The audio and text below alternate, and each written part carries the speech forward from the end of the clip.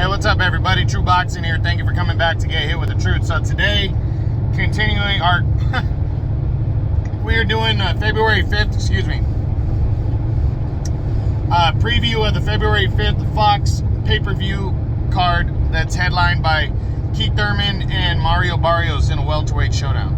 We'll get to that in a minute, but you know, originally this I was thinking about ordering this pay-per-view card because it was the undercard is pretty good, you know, but I was on the fence about it, but now I will not be ordering the card. I don't think it's worth $75. Abel Ramos and Josecito Lopez made that final decision because they were supposed to collide in a welterweight contest that I thought was a really good matchup, and Lopez was injured in training, I guess, and now they couldn't find a suitable opponent to even keep Ramos on the card. Ramos is going to be bumped down to the pre-card, which might be on Fox itself, regular Fox, and he's replaced by his nephew, Jesus Ramos, who's actually pretty talented, but he's fighting some nobody named Vladimir Hernandez. Ramos 17-0, 14 knockouts to Jesus Ramos, the nephew. 1 second. Abel Ramos, the top 10 welterweight, is taking on little-known Lucas Santamaria. So, you know, big disappointment right there. You know, but Jesus Ramos gets on the undercard. He'll stay busy. He'll probably dominate, get a knockout win. Abel Ramos, I think, will stop Santamaria as well and stay moving forward. But the other fights on the undercard that have some significance, there's two more. The first is probably the fight I'm most excited about, is the Carlos Castro versus Luis Neri in a 122-pound battle. Castro's coming off a big knockout win, and Neri's coming off of a big knockout loss, the first loss of his career at the hands of Brandon Figueroa last May. So it's going to be interesting to see who's going to get the edge in this one. You got Castro, who stopped veteran, former world title challenger Oscar Escandon. You know, wants to make a name for himself. He's 27-0, 12 knockouts. Wants to continue to move up the ladder, while Luis Neri, the former 2-division champion, is trying to bounce back and prove that he belongs at 122, and he belongs in the, you know, in the top 5, not just the top 10. And he wants to shake off that loss to the bigger Brandon Figueroa. So now, you know who's going to win this one. It's going to be tough. It's going to be a tough. It's tough to pick one or the other.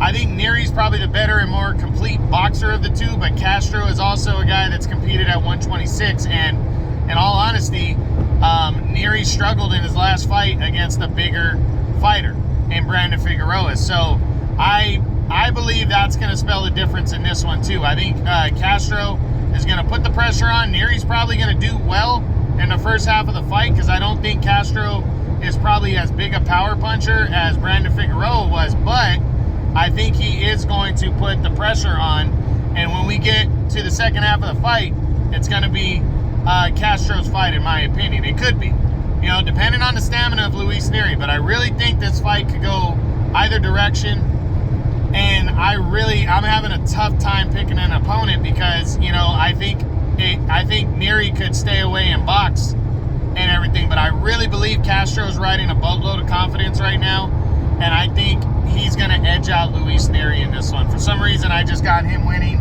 That's my gut feeling, but it's close to a 50-50 fight. I think it could go either way. I really wouldn't be surprised if Luis Neri pulls off the upset here. So we'll see what happens, but I'm picking Carlos Castro to stay undefeated and beat Luis Neri. I also think this fight could end by knockout in favor of Castro, so we just got to wait and see. The co-feature, Leo Santa Cruz is doing battle with somebody named Keenan Carbajal from Phoenix. He's 23-2, 1 draw, 15 knockouts. Hasn't been in a ring with anybody worth the note. Has Carbajal, I think, yeah, he hasn't been in the ring with anybody that's worth mentioning. So, you know, in all honesty, I think, in all honesty, this is just Leo Santa Cruz trying to shake off the rust and get back into the picture. Santa Cruz was lucky enough that the WBA allowed him to stay champion in a division he wasn't even fighting in anymore for what is going on 3 years now. Santa Cruz has not competed as a featherweight since February of 2020 or 2019. So now, 3 years later, after campaigning as a super featherweight since, he's finally coming back down to 126. But then he's not, because this fight is actually a scheduled 10-rounder, non-title fight, and it's really to allow Santa Cruz to shake off some rust and fight the winner of Lee Wood and Michael Conlon later in the year in a mandatory fight. So, you know, interesting right here to see how Santa Cruz at his age shakes off the rust and gets back in the mix. I think Santa Cruz is going to get a 10-round decision here and stay, you know, on track for a mandatory title defense against the winner of Lee Wood and Michael Conlon. The main event, you know, not sure what we're going to get out of the main event. I'm really not. Keith Thurman hasn't fought in 2.5 years once he enters the ring since the loss to Manny Pacquiao. Outside of that, he had narrowly defeated Josecito Lopez about 6 months prior to that. But in all reality, since March of 2017 when he fought Danny Garcia, this is going to be his 3rd fight in 5 years. And that's it. That's what he's done. So he's averaging fighting once every 2 years in that time frame. From March to March of this year, that's all he's fought. So where's the rust going to be? Is Mario Barrios going to be able to pound that rust out of Keith Thurman in this fight? Can Keith Thurman box? Is he going to have power? You know, how has these supposed injuries affected him? How has the time off affected him? Mario Barrios, how did the loss to Gervonta Davis affect him at 140? Is he going to be a stronger, better welterweight than he was a junior welterweight? A lot of questions need to be answered in this fight. It's going to be interesting. I think it's going to be a good fight. I think there's going to be some good action here. I really do believe it could go either way, but I'm favoring Keith Thurman.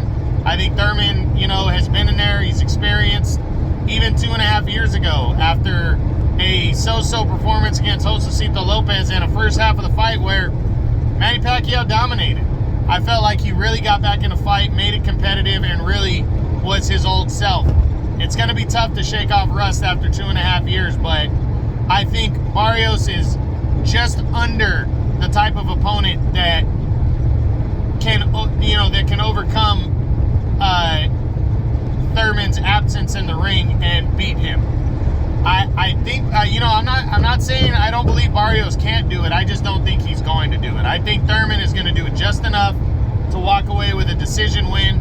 I could see the fight ending by knockout on either side. I really think both guys have the ability to wear the other man down and stop them late. I think both guys have power to land one big shot that could end the night.